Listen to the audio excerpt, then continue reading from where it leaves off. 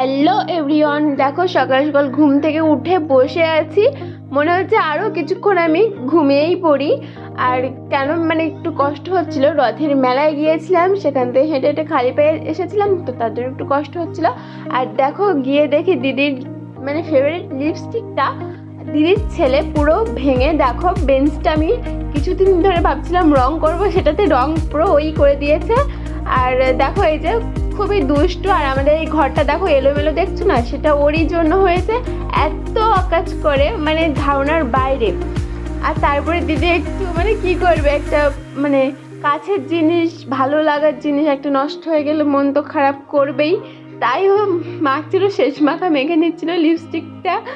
আর তারপরে আমি টান টান করে খাওয়াটা কমপ্লিট করে একটু উপরে এসেছিলাম, আর দেখি মা, ঠাম্মি আর আরও কাকি টাকি ওরা বসে আছে। আর দেখো আমাদের বাগান, এটা বাড়ির সামনে, এটা কচু বাগান, তারপর ওপাশে ওল সব রয়েছে। আর ওটা আমার কাকার বাড়ি।